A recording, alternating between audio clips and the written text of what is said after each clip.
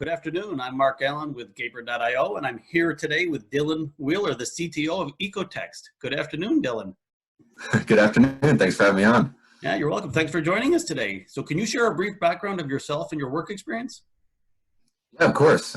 So I was born and raised in New Hampshire. I'm just graduating the University of New Hampshire now with degrees in information technology and philosophy.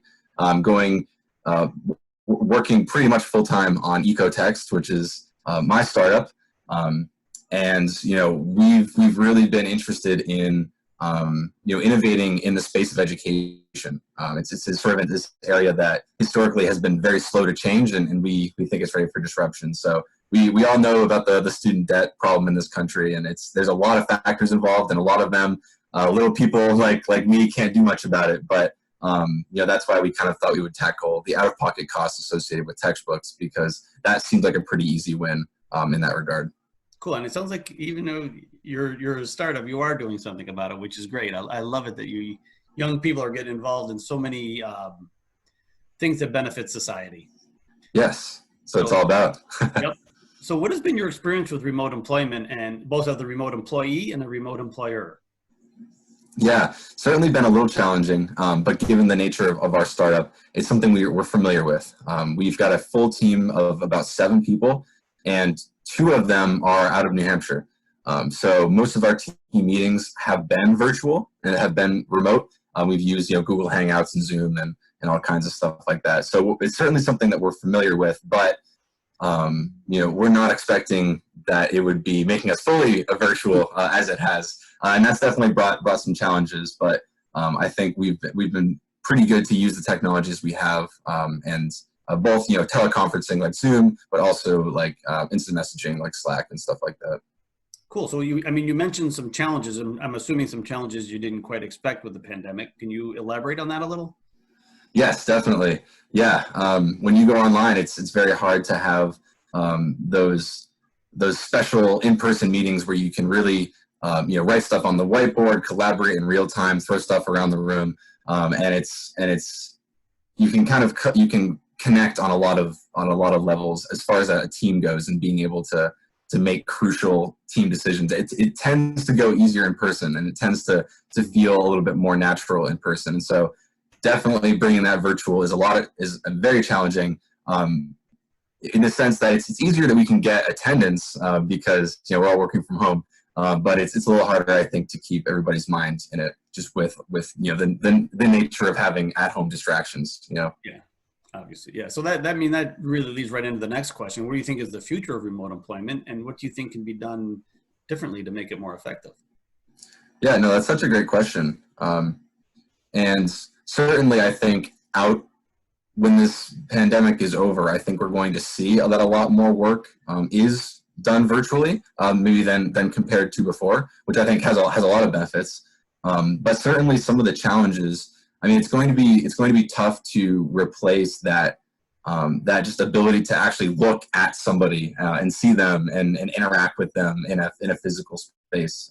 But I think that this is something that was probably inevitable, and so now that it's here, I think we can do our part to try to learn as much as we can from it, and to be prepared for a virtual space, in case this ever happens again. Yeah, I actually think the pandemic accelerated this about 5 to 10 years. Yeah, definitely. Yeah, especially I'm in San Francisco. The traffic here is just so bad. I know you're in New Hampshire. It's probably not as bad there. Yes, I've heard California is very notorious for new traffic. Well, it's interesting that, just a little side note, a week before California went into lockdown, Google, Apple, and Facebook all told their employees to work from home. And there was a noticeable difference in the traffic that week. I mean, everyone was like, really? Stay home every day. Yeah, because that's tens of thousands of people that are off the roads. Right. Yeah, that's such a good point. So, I think even from ecological reasons, that I think this is going to become more popular. Right. Yeah, we've seen a pause in production all over the world, and CO2 levels are, certainly being emitted less often as they used to be. So, yeah, there's definitely some interesting side consequences that come from this. Yes. So, what is the story behind Ecotexts, and what's the journey been like? Yeah, sure. The story was essentially a group of us. We were all in college together. All of us went to the University of New Hampshire, and got to that time in the semester where we had to foot the bill for the $300 engineering book that we were going to have to pay for. And it sucks. And it's the same story that you hear with all students. It's hard. First of all, it's expensive, but even disregarding that, it's an out-of-pocket expectation. So students, work all summer, busting tables or whatever they can, get their hands on for a job. And then instantly, a huge chunk of that has to go away toward out-of-pocket textbook costs just for this class that you have to take anyway. Mm-hmm. There's no way you can apply financial aid or loans or scholarships or any of that to that. And we always thought that was a big problem. So we came together and said, how can we reduce these costs? The first being, make them digital for a lot of reasons, a lot of ecological reasons too. But yeah, now we're sort of at this point where as we're digitalizing these books, we're trying to think, how can we bring more value to the student, to the professor, to the university, and try to help measure student success and engagement in ways that we never really could before with a physical book. So the journey has been long and very windy and twisty, and there's a lot of big players, big publishers in the area. So the market is changing, almost every day. But we're a small, scrappy startup, and we're willing to adapt, and we have adapted a few times. But I mean, the journey has been pretty crazy. UNH specifically has a lot of resources for startups. So it seems like a very interesting place to come together and make a startup. Little old New Hampshire, but it turned out that we were very fortunate to have fallen into a lot of really good resources here. Cool. So you mentioned the professors. So I would think that they would be a group that might not be open to this because they do derive income from the selling of their textbooks. What has their reaction been like? Yeah, no, that's a really good question. And that's something we get asked a lot. And really, we're seeing a sort of this shift in the way supplemental course material is delivered. Certainly, traditionally, most of it came from big publishing houses. A lot of those authors were professors. But what we're seeing now is almost a shift toward open access resources, or they call them OER. And the idea behind these types of open source public knowledge is that we want education and learning to be as open and free as possible, so we can have an educated society. And so a lot of the benefits of open sourcing these materials is that people like us can pretty easily adapt them for our platform as well. So we're working heavily on these type of open sourcing initiatives, but obviously we have to accommodate the books that are in our library as well. And we actually have a pretty good revenue sharing model where we make sure that the publishers are paid first and foremost, because they're the ones responsible for producing this great content. And then the universities also get a bit of a kickback, because our goal is to not put people out of business because you can no longer sell physical books. We want to help try to encourage this transition to a greener future in that regard. That's great. And I can see it makes sense. It sounds like it's almost the original thing, the open source. I mean, it's similar to open source software, I would think, right? Yes. Yeah. Exactly.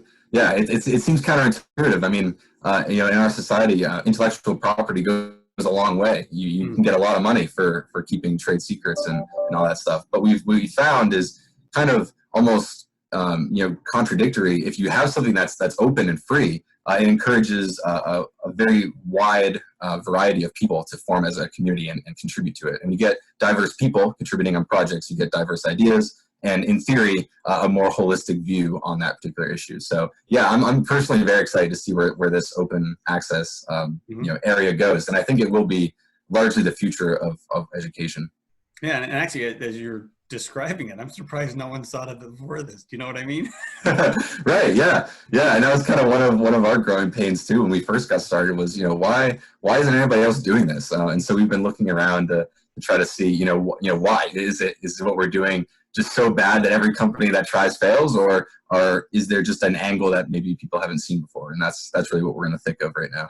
Cool. So finally, there's companies like Gaper that help develop, build, and scale products, especially for startups like yourself.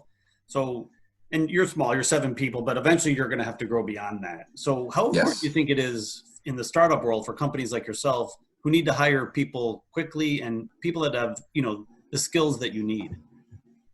Yeah, no, it's certainly very important. We're getting ready for version 3 launch of our product to get into schools this fall. And we're, as part of that, we're reaching out. We're contacting a few development shops that we know of, but it's a very disconnected process, and you go largely on word of recommendation. And you're trying to have all these conversations with people, and it's very slow. And I think having a direct channel to this top talent, especially in times of hardship, is super important. Again, when you're virtual and you can't even have these in-person interviews, it definitely helps to have some of that infrastructure in place. Yeah. Well, Dylan, I love your idea, the idea behind Ecotext, and I hope you get connected with every university in the US and the world, for that matter. I think it's a great idea. It's got so many great benefits, and I want to thank you for your time today.